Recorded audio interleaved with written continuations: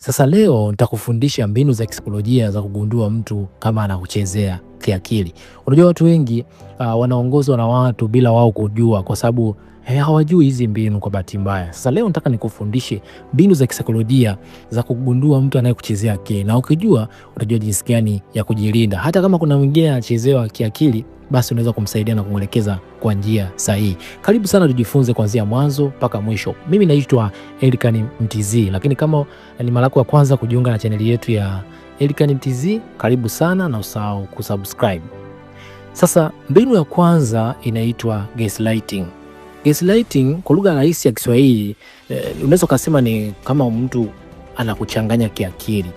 Na neno maana ya gaslighting ni ile kwamba mtu anakuwa anatengeneza mazingira ya kukufanya wewe uanze kudharau hisia zako, kumbukumbu zako, hata pia mawazo yako. Anaweza kutengeneza mazingira yote. Yaani kwa mfano, unaweza kuta kuna jambo ulimwambia, anakuja anakuambia hilo jambo hujaniambia kabisa, ili uanze kudharau zile kumbukumbu zako. Sasa usipokuwa na kumbukumbu, basi unaanza kumsikiza yeye kama kiongozi. Lakini gaslighting pia hata kwenye mahusiano waga inatokea.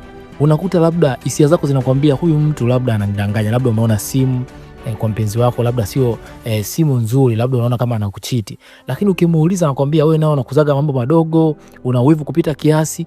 Lengo uanze kudharau hisia zako. Na ukishaanza kudharau hisia zako, tayari anakuwa na uwezo wa kuongoza na wewe unakuwa hujiamini tena kwa kile ambacho unakisema. Lakini pia hata kwenye kazi, unaweza kuelezea jambo lolote, hata kwenye maisha ya kawaida. Jamani, mimi hili jambo limenikwaza au sijisikii vizuri. Mtu mwingine anaanza kuambia wewe nao unakuza mambo, unaweza kukasirika. Lengo ushindwe kusimamia msimamo wako na hisia zako uzione kama hazina nguvu. Watu wengi wanatufanyia sana gaslighting, na inaweza kuwa unajua au usijue, lakini asilimia kubwa unafanywa gaslighting bila kujua. Na jinsi gani unaweza kugundua? Unakuta mtu anakufanyia mazingira, wewe ndio unajiona kwamba unakosa, lakini ukuta kwamba lile kosa sio la kwako, ni la huyo mtu. Lakini pia unakuwa unajisikia mtu mwenye hukumu muda wote. Yani badala ya kuona yule mtu ambaye anakukosea ndio mwenye shida, unajiona wewe ndio mwenye shida.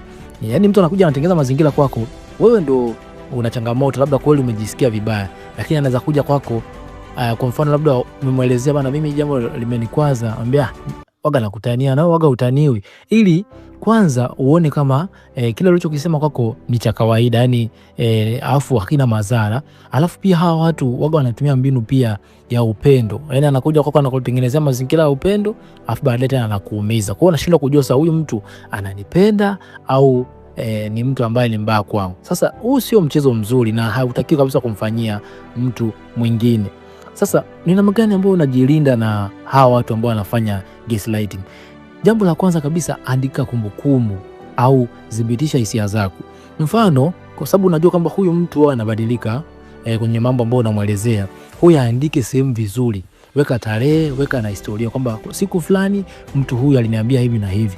Lakini pia dhibitisha hisia zako. Kama umekasirika, amini hisia zako ni sahihi, kwa sababu kweli umeumia. Lakini mtu ambaye gaslighting anaamua kuchezea akili, anataka udharau zile hisia zako ili uanze kumwamini yeye na uanze kumuona kama yeye ndio yuko sahihi. So kama umeumia, sema nimeumia. Na mara nyingi usidharau hisia zako. Jiamini wewe mwenyewe, kile ambacho unakihisi ni cha ukweli. Lakini kitu cha pili, usibishane na gaslighter. Mtu yule anakuchezea akili kwenye mbinu hii ya gaslighting, usibishane naye. Unapobishana naye ndio unampa nguvu zaidi. Muelezee kwa ufupi, mwambie mimi sijapendezwa na jambo wewe unaniambia, naomba usiniambie tena hivyo. Yani hasianze kuambia kwamba wewe ni wago unakuza mambo au unawahi kukasirika. Mwambie mimi sijazungumzia masuala ya kukasirika. Ninachozungumzia ni masuala ya hili jambo ambalo umeniambia sasa hivi sijalipenda. Au kwa mfano kwenye mahusiano umeona message akaja akamwambia mwenzako na wewe wago unakuza mambo makubwa, una wivu sana. Mwambie mimi sijazungumzia kuhusu swala la wivu. Nimezungumzia kuhusu hiyo message niliyoona sasa hivi. Naomba unielezee bila kunifokea au kunigombeza. Hapo utakuwa umempunguza nguvu gaslighter. Lakini pia unaweza kutafuta mtu mwingine wa kumuuliza. Kwa mfano, labda kuna jambo una wasiwasi nalo au kama kuna jambo labda mwenzako anakuonyesha kwamba wewe ndo una changamoto, labda amekwambia wewe unawahi kukasirika, wewe nao una wivu kupita kiasi. Unaweza kutafuta mtu mwingine wa pembeni ukamuelezea issue yako kwamba naomba unisikilize. Mimi mwenzangu nimemwambia hivi na hivi, lakini kanijibu hivi. Yule mtu wa pembeni ambaye unamwamini, zingatia uwe unamwamini, atakuelezea vizuri bila mbinu ya kukuchezea kiakili. Lakini huyu mwingine ambaye anakuchezea akili hata kuambia uhalisia, kwa sababu lengo lake yeye ni kuvuruga kiakili. Kwa hiyo utafuta mtu mwingine muelezee, au anaweza kuwa mwanasaikolojia, muelezee, atakupa njia sahihi. Na akikwambia hiyo, mara nyingi inakuwa ni uhalisia, zingatia hiyo badala ya kile ambacho huyo anakuchezea akili anachokuambia. Okay, lakini mbinu ya pili inaitwa love bombing. Huu ni upendo wa kupita kiasi.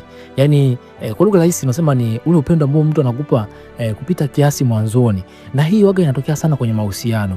Yaani unakuta mwanzoni mtu anakupatia upendo kupitiliza, anakutafuta mara kwa mara, anakusifia sifa ambazo hata binafsi hazina uhalisia. Mtu anakuambia wewe ni mzuri kuliko dunia nzima. Yaani ukiangalia hazina uhalisia. Kuna siku nilishaona kichekesho kimoja nilifurahi sana. Mtu anamwambia mwenzie kwamba eti mimi nilikulilia ile siku ambayo nilipozaliwa. Yaani kile kilio cha mtoto anavolia ndio nililia mimi kwa ajili yako. Unaona kabisa ni sifa ambazo hazina uhalisia. Anakuwa anakutafuta mara kwa mara, anakuwa anakupa muda wake kwa kipindi kikubwa.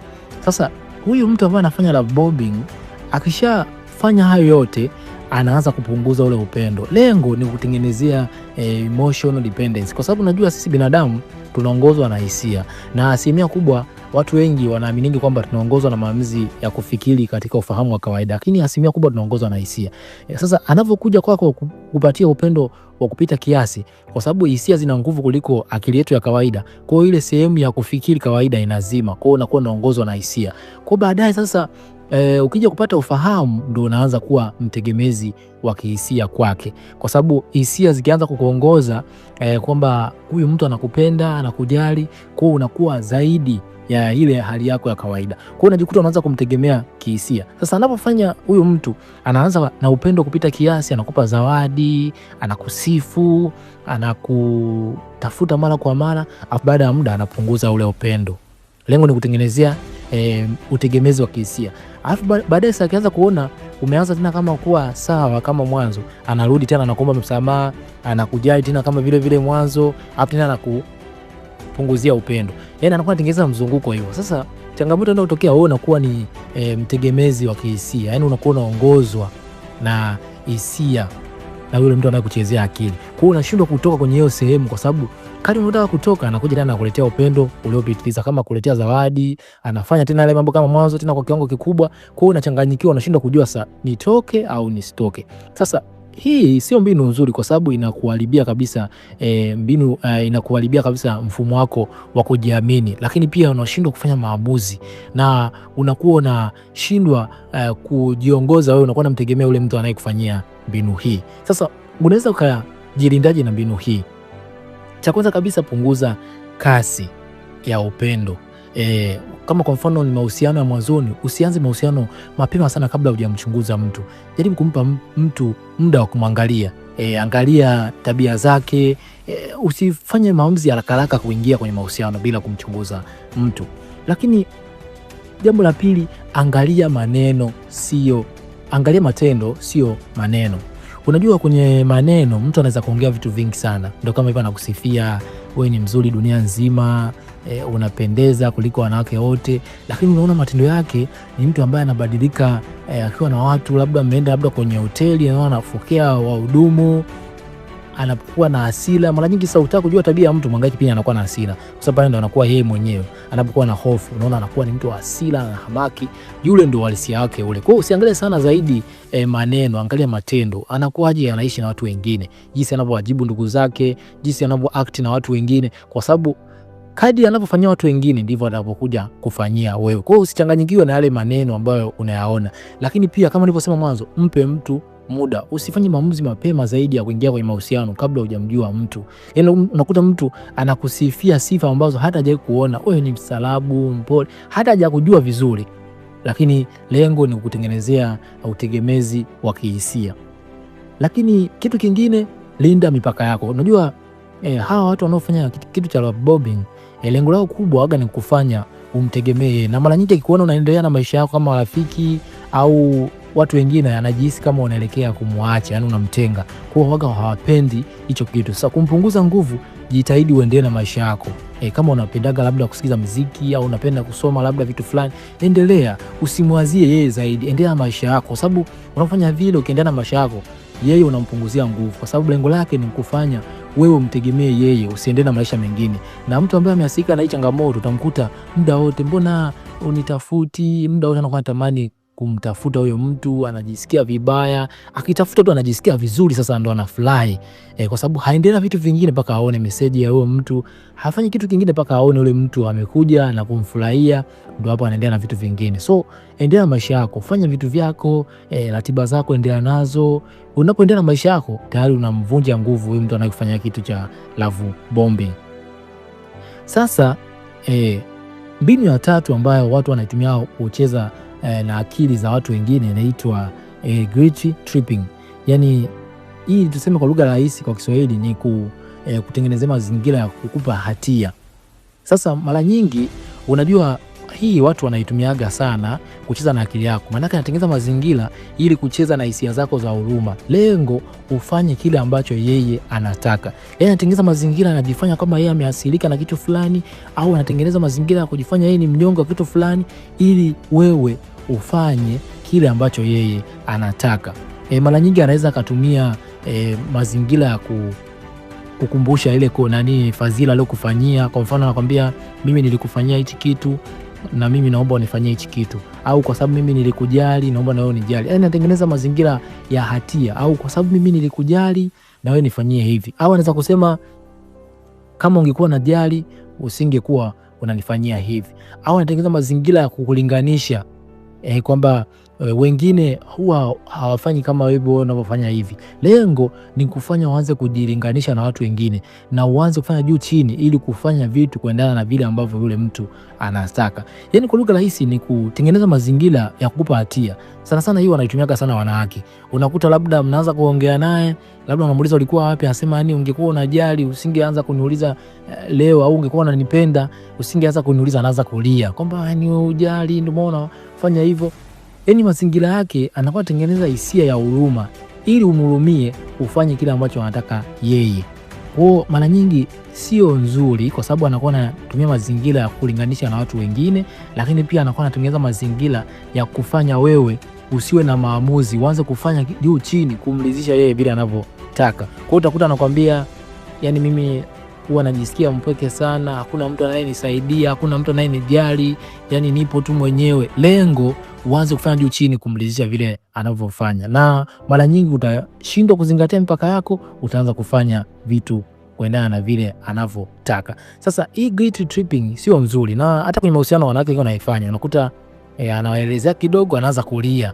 Lengo ni tengeneza ile hisia ya huruma kwamba yani wewe anaanza kulia unijali, ili wewe sasa uone huruma, uanze kuacha tena kuulizia ile jambo ambalo unataka, au kuna kitu ambacho ulikuwa unahitaji kupata maelezo kwake, unashinda tena kuulizia kwa sababu umepata tayari hisia ya huruma. Sasa hii inaweza kukufanya kuchezea akili wewe, unashindwa kufocus na yale mambo ya msingi, unaanza kufanya juu chini ili kumridhisha yule mtu anayefanya kitu hichi. Sasa unaweza ukajilindaje na hii mbinu? Cha kwanza kabisa, itambue na hitaji. Mfano mtu anakuambia kwamba mimi nilikusaidia, naomba nawe unisaidie. Unaweza kumwambia naelewa kweli msaada wako, nashukuru kwanza ulivyonisaidia, lakini kwa hili la leo mimi siwezi kukusaidia. Jibu kwa ufupi kwamba kwa leo hili siliwezi. Anaweza kukwambia yani wewe mimi nimekusaidia, nimekufanyia mambo mangapi, lakini wewe una msaada. Unamwambia kweli naelewa na msaada ulionisaidia nashukuru sana, lakini kwa hili la leo siwezi. Lakini toa ofa ya msaada. Unaweza kumwambia naweza pia kukusaidia kama ungehitaji kwa njia nyingine, lakini kwa hii sitoweza. Kama kuna kitu anakulazimisha, kwa sababu mara nyingi hata kwenye mahusiano anaweza kulazimisha, mimi nimekufanyia mambo mangapi, nimekuletea zawadi ngapi, lakini hili nimekuomba tu wewe utaki, ili upate hisia ya huruma, aanze kukuongoza bila anavyotaka.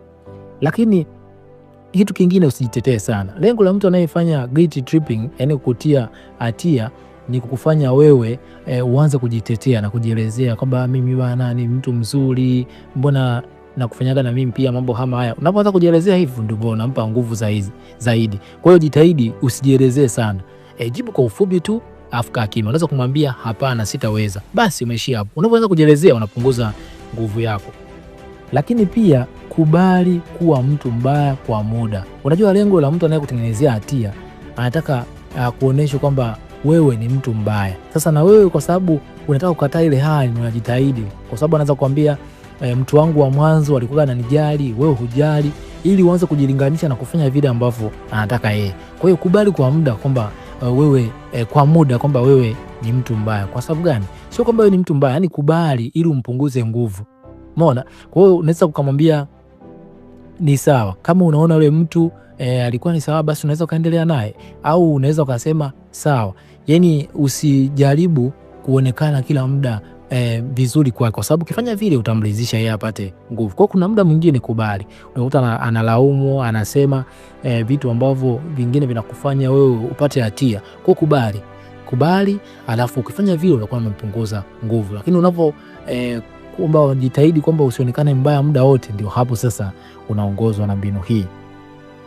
Lakini mbinu ya 4 tunaiita triangulation, yani kuingiza mtu wa tatu kwenye maongezi au mahusiano au jambo lolote. Sasa hii mbinu ndio hatari, kwa sababu mtu baada ya kufuata wewe kuambia, anatumia mtu wa tatu kukufikishia ujumbe. Lengo ni kukufanya upate hofu, kulinganisha na kucontrol au kukuongoza. Kwa sababu mtu labda amepata jambo, baada ya kufuata wewe anaanza kutumia mtu mwingine kuja kukuzungumzia wewe au kukupunguza nguvu. Lengo ni kutengenezea mazingira upate hofu na kuongoza, kwa sababu wewe unakuwa unapambana na mtu mwingine ambaye hata hakuwa na uhalisia wa mgogoro wako, lakini lengo la wewe mtu anayecheza na mbinu hii ni kufanya wewe uanze kufocus na mtu mwingine badala ya yeye muhusika. Sasa hii ndio inaitwa divide and rule. Yani mtu anakuja anagawanya, alafu yeye anapata nguvu, anaanza kukaa pembeni na kuwasikiliza. Yani mfano anaweza kuja akakwambia maneno kuhusu mtu fulani, na yule mtu mwingine tena akaenda kumwambia maneno. Mnapoanza kugombana, yeye anapata nguvu ya kuwaongoza wote. Yani anatengenezea maneno ya kupandikiza. Anakuja anamwambia huyu kasema hivi na huyu mwingine kasema hivi, lakini pia anaweza akakulinganisha kwamba mbona wengine wanafanya kazi vizuri, wewe tu peke yako ndo una changamoto. Lengo ni kukufanya wewe ushuke thamani yako na anze kujilinganisha na watu wengine ambao wako pale, na kuanza kutengeneza mazingira ya mgogoro na watu ambao wanakuzunguka. Na mara nyingi mbinu hii hata kwenye mazingira ya kazi wanaitumiaga sana. Lengo ni kuwagawanya watu, alafu akishawagawanya huyo mtu anacheza na akili zenu, anaanza kuangalia sasa nyinyi mnapoanza kugombana. Mnapoanza kugombana, mnamfuata yeye kama ndio sehemu ya amani, yani kuwasuluhisha. Anaweza kukwambia fulani kaniambia kuhusu wewe kwamba wewe una kiburi. Afu anaenda na ule mwingine anamwambia nimesikia sana mtu na nimesikia kwamba yule fulani ameniambia kwamba wewe una kiburi na nimekutetea sana, nimemwelezea vizuri kuhusu wewe. Sasa lengo ni kufanya yule mwingine uweze kumtafuta na kuanza kumlaumu. Sasa mnapoanza kugombana ndio yeye anapata nguvu, kwa sababu nyinyi mnaacha kuelewana na mnaanza kumuona yule ndio mtu ambaye anakujali na kusamehe. Sasa hii sio mbinu nzuri, kwa sababu inavuruga uwezo wako wa kuishi na watu wengine, na usipokuwa makini ndio jikuta unagombana na watu bila kujua sababu ya msingi ya kugombana nao. Sasa namna gani unaweza kujilinda na mbinu hii? Jambo la kwanza kabisa, usiwe chambo. Umeambiwa jambo la mtu mwingine, usiende moja kwa moja kumfuata yule mtu, kwa sababu unapoenda kumfuata yule mtu mtaenda kugombana na kuanza kutengeneza migogoro. Ndio lengo la huyu mtu ambaye anafanya hii mbinu ya kuchezea akili. Lakini kitu kingine, wasiliana na mtu moja kwa moja kama inawezekana. Acha kwa upole, kama uulize, bana nimesikia kuna maneno hivi na hivi, kweli ana kweli? Utakuja kugundua kumbe yale aliyokuambia hayana uhalisia, bali ni uchunganishi tu ili kuwagombanisha. Lakini kama inawezekana, lakini kama haiwezekani, achana naye, usiende kuongea naye. Lakini unaweza ukavunja mzunguko wa hayo maneno. Unaweza ukasema, kwa mfano kama nakuelezea, mbona mtu fulani kaniambia ili jambo lako liko hivi na hivi.